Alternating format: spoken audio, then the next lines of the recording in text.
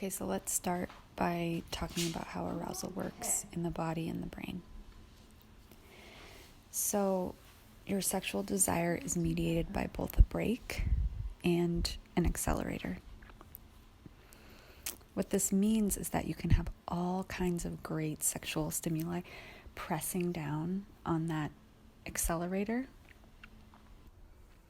Like you might like the person you're having a sexual encounter with. You're attracted to them, or you are excited about the kind of sex you're about to have. Maybe a little role play. And in theory, you're into the toys you're going to use. And you like how this person touches you even. Maybe you don't. But these are all things that could possibly be pressing down the accelerator. And you're like trying new aphrodisiacs, maybe a new position, you're at a fancy hotel. You just keep piling things onto that accelerator, and this should be working. But it doesn't work. Because you also have a brake. And your brake is the part of your brain that says, no, thank you to sexual activity. Your brake can be pressed down by any number of things. For example, you might feel self-conscious about your body, how it looks. Or you might feel emotionally disconnected from your partner or resentful toward them, maybe rejected. Or maybe, like many people, you have a sexual fetish that you feel embarrassed about and you can never fully relax in the sexual encounter because you're worried about being found out. Or you're worried your kids or your neighbors or even your parents are going to hear you. And for many of you, the thing that presses down the brake the most is the pressure to get aroused itself. You probably feel pretty devastated by your lack of libido and just want it to work already. And this tremendous pressure to get an erection or to become lubricated, and the shame of not being able to do those things is really familiar to a lot of you. And it often applies a brake to our sexual arousal that's so strong that it overrides even our most, passionate attempts to get that arousal going.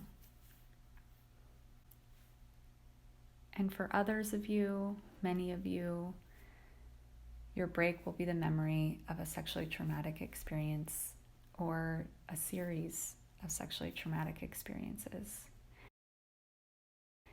And when you're faced with sexual stimuli, the body will remember a time that sex was not safe, and your brake will get pressed down firmly and swiftly. And if that's the case, I want you to go to the trauma resources handout in this module, and I'd recommend that you get connected to a somatic trauma therapist.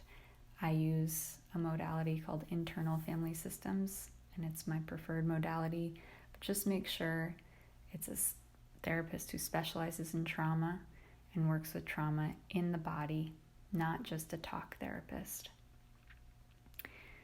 And this course will also help with your healing. So the take home here is that even if you have things in the sexual encounter that are pressing down that accelerator, if your brake is being pressed down at the same time by any number of things, you're going to be burning out, which means you're not moving anywhere.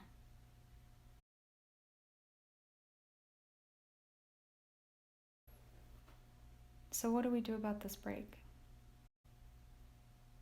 First, you really got to understand how your brakes show up for you. Here are some examples of what an engaged brake might feel like in your body.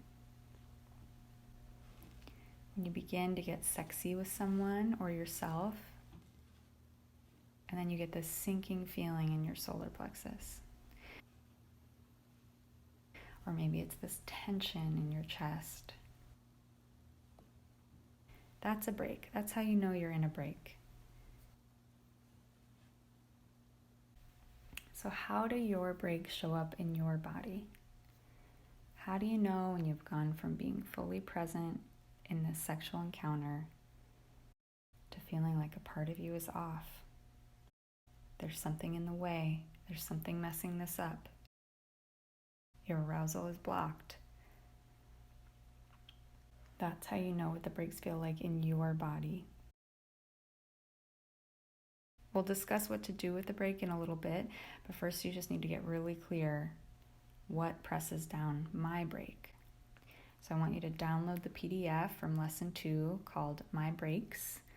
I want you to check off any and all of the breaks listed there that resonate with you. And then you can add any other ones that we missed and email them to us because we really want a complete list and we need your help. If you're working through this course with a partner, you don't need to share your list yet. If you'd like to, please do, but for some of you, that's going to feel way too vulnerable. And that's okay.